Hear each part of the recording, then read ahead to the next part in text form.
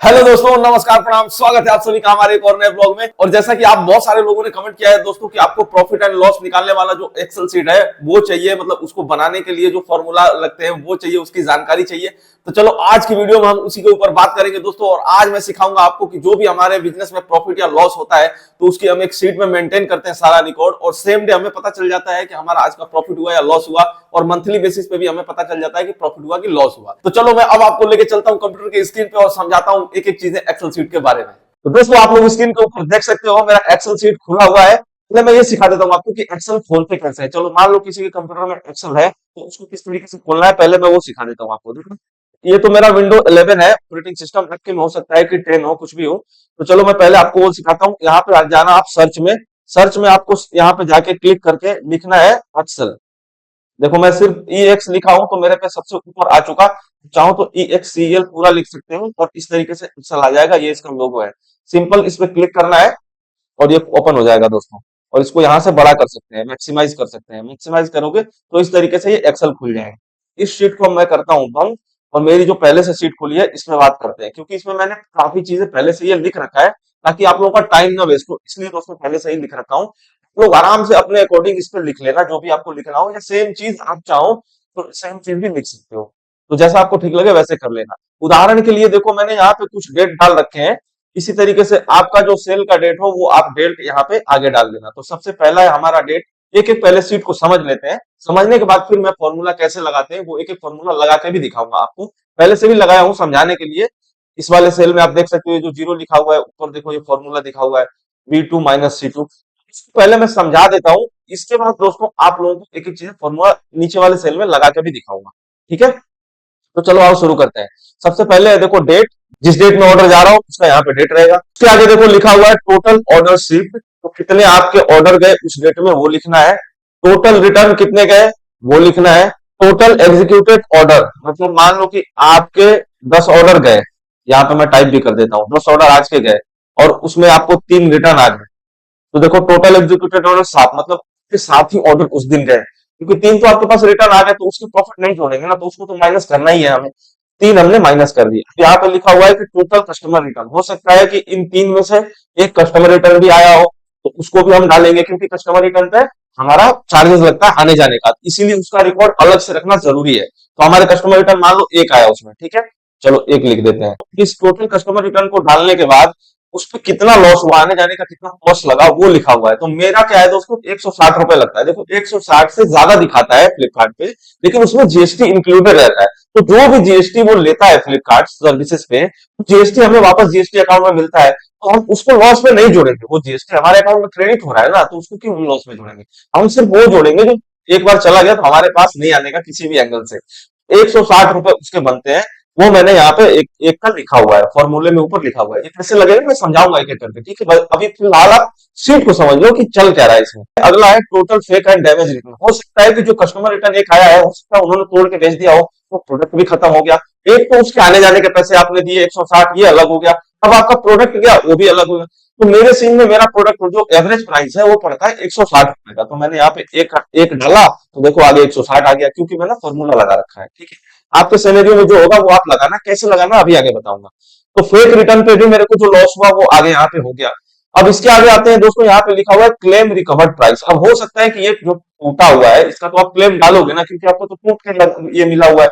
Claim recovered price आपको इसमें 160 पे कम से कम मान के चलो कि आपको इसपे 200-240 के राउंड मिलेगा। तो मैं 220 मान लेता हूँ, चलो 220 रुपए यहाँ पे लिख दिया।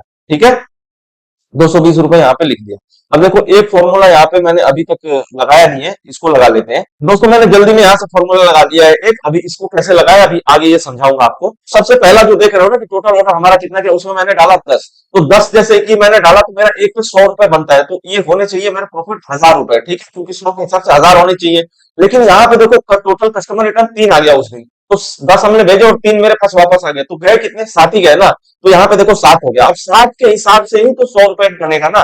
तो 7 के हिसाब से मेरे 100 रुपए के एक प्रोडक्ट पे बन रहे, तो 700 रुपए होने चाहिए। तो यहाँ पे देखो 700 रुपए है अर्निंग ऑन एग्जीक्यूटेड ऑर्डर, और इसमें है ना executed order, total executed order एक दिन का एग्जीक्यूटेड ऑर्डर 7 है, और उसपे टोटल मेरे 700 बने। अभी इसमें से घटेंगे जो भी रिटर्न आए हैं। तो यहाँ पे देखो, इसको थोड़ा सा मैं डिलीट करता हूँ ताकि आपको समझने में आसानी हो जाए।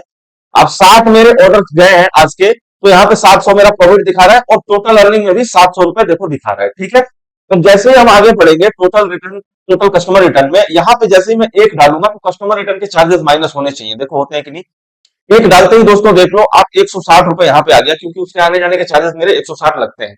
160 में माइनस होना चाहिए टोटल प्रॉफिट में। देखो हुआ है क्या, देखो हाँ हो गया ना, ये 700 में से 160 रुपए माइनस हुआ है तो 540 रुपए टोटल प्रॉफिट बन रहा है। देखो हो सकता है कि एक फेक रिटर्न आया हो, मतलब डैमेज हो, या फेक रिटर्न आया हो, कुछ और आ गया, तो यहाँ पे एक और डाल देंगे इसका, एक जैसे ही डालेंगे 160 और माइनस होना चाहिए। देखो 380 हो गए। लेकिन हो सकता है कि आप इस एक क्लेम को डालो और फ्लिपकार्ट आपको क्लेम दे दे, मान लो 220 रुपए उसने दे दिए, 220 एवरेज देता है तो 220 मिल गए। तो दोस्तों आप लोग देख सकते हो कस्टमर रिटर्न में मेरा 160 गया और फेक प्रोडक्ट था उसमें 160 गया, टोटल हो गए मेरे 320 रुपए।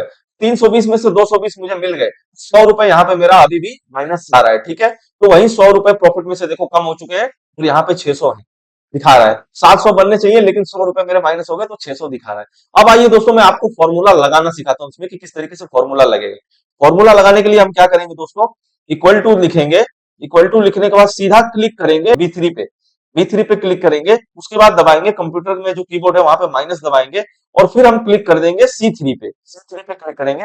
देखो सेल में आपको दिख रहा है ना B3 माइनस C3। अब कुछ नहीं करना, इंटर बटन दबाना, आप इंटर दबाओ, देखो 15 हो गया।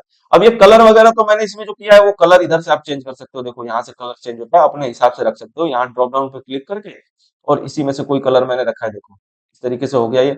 अब जैसे मान लो इस 5 जो रिटर्न आए इसमें से 2 उस दिन आ गए कस्टमर रिटर्न, तो 2 लिख रहा हूँ, तो 2 लिख रहा हूँ दोस्तों। लेकिन यहाँ पे फॉर्मूला काम नहीं कर रहा, पैसे नहीं आ रहे, यहाँ पे आने चाहिए 320 रुपए, लेकिन नहीं आ रहे हैं, तो कैसे आएगा।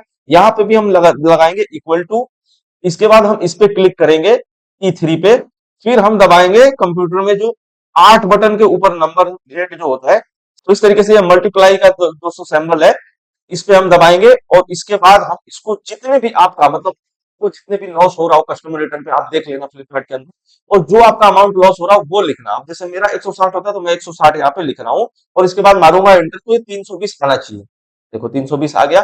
बाकी फॉर्मेटिंग दोस्तों इसका ऊपर किया हुआ है तो इसका भी फॉर्मेटिंग कर देंगे तो इस तरीके से दिखने लगेगा। तो फॉर्मेटिंग अभी हम छोड़ते हैं, अभी हम काम की बात करते हैं। बाकी दोस्तों आगे बढ़ते हैं। अब इसके आगे देखो मान लो इन दो में से एक फेक रिटर्न आया हो तो एक डाल रहा हूं, तो यहाँ 160 आना चाहिए लेकिन नहीं आ रहा है, तो नहीं आ रहा तो इसके लिए भी फॉर्मूला लगाएंगे, फिर वही इक्वल टू लिखेंगे, उसके बाद एक पे क्लिक करेंगे, G3 आ गया, फिर हम इसको मल्टीप्लाई करेंगे और 160 रुपए मेरा इस पे भी जाता है तो 160 लिख के एंटर करेंगे, ये भी 160 आ गया। अब आगे दोस्तों मान लो मैंने इसका क्लेम डाला और इसमें मिल गया 220 रुपए, तो ये 220 मैंने यहाँ पे लिख दिया, इसमें कोई फॉर्मूला नहीं जाएगा, 220 लिख दिया। अब यहाँ पे देखो फॉर्मूला लगाना है, ये सारे निकलने चाहिए, तो पहले तो ये 15 ऑर्डर मेरे आज के गए तो सीधे यहाँ 1500 आना चाहिए, नहीं आ रहा तो उसके लिए क्या करेंगे इक्वल टू और सीधे 15 पे क्लिक करेंगे, D3 आ गया, उसके बाद इसको करेंगे मल्टीप्लाई शिफ्ट के साथ और 100 रुपए बनता है तो 100 करेंगे और एंटर मार देंगे, देखो 1500 रुपए आ गया। 1500 में से ये सारे माइनस होने चाहिए जो मेरे लॉस हुए हैं। दोस्तों अब लगाते हैं इसमें फॉर्मूला, और ये जितने सारे आपको नंबर दिख रहे हैं 320 और 160 ये घटाते हैं और 220 इसमें जुड़ना चाहिए यहाँ पे। तो सबसे पहले लगाएंगे इक्वल टू और इसमें होना क्या चाहिए, ये होना चाहिए कि यहाँ पे जो भी अमाउंट है पहले ये शो करना चाहिए, मान लो 1500 रुपए शो करना चाहिए। ठीक है, तो इस 1500 में दोस्तों हमारा जो भी है माइनस करना है हमें कितना, ये हमारे पैसे माइनस करने हैं, तो हमें पहले माइनस करना है इसमें ये फेक रिटर्न पे लॉस कितना हो रहा है, तो यहाँ आगे दबाएंगे माइनस, फिर क्लिक करेंगे इस पे H2 H3 हो गया। उसके बाद दोस्तों हम क्या करेंगे, फिर से हम इसमें माइनस करेंगे, और क्या माइनस करेंगे इसमें, ये माइनस करेंगे हम कस्टमर रिटर्न लॉस। ठीक है, और उसके बाद दोस्तों हम प्लस करेंगे, प्लस क्या करेंगे, ये वाला क्लेम रिकवर्ड प्राइस और कर देंगे एंटर। अब ये देखो आप, ये आ गया 1240 रुपए। दोस्तों आप लोग देख सकते हो बिल्कुल सही है, ये सारा कैलकुलेशन बिल्कुल सही आया हुआ है, 1240 रुपए हमारे प्रॉफिट निकल के आ रहे हैं। तो इसी तरीके से दोस्तों पूरा सीट काम करेगा ये, तो आप अपने लिए इसके अकॉर्डिंग सीट बना सकते हो, और इस सीट में कुछ भी अगर समझ नहीं आया तो कमेंट जरूर करिए। दोस्तों ये थी एक्सेल सीट के बारे में पूरी जानकारी, उम्मीद है कि आपको समझ में आई होगी। मैंने तो अपनी तरफ से बहुत कोशिश करी आपको समझाने की अच्छे से। बाकी कुछ ऐसा रह गया दोस्तों जो आपको समझ में नहीं आया हो तो प्लीज कमेंट बॉक्स में लिखिएगा, मैं उसके ऊपर समझाने की कोशिश करूंगा आपको। और अपनी तरफ से अगर आपको कुछ सुझाव हमें देना हो तो उसको भी जरूर कमेंट बॉक्स में लिखिएगा, क्योंकि आपके सुझाव पे मैं बहुत अमल करता हूं दोस्तों, और आप लोगों की सुझाव हमारे लिए बहुत इंपॉर्टेंट है। तो चलिए अभी इस वीडियो में इतना ही। अगर ये वीडियो आपको अच्छा लगा हो तो प्लीज इस वीडियो को जरूर लाइक कर दीजिएगा, क्योंकि बहुत मेहनत से इस तरीके के वीडियो बनाते हैं दोस्तों। और ये वीडियो देखने के लिए आपका दिल से धन्यवाद। मिलते हैं आपसे अगले वीडियो में, तब तक के लिए ta ta bye bye, take care, जय हिंद।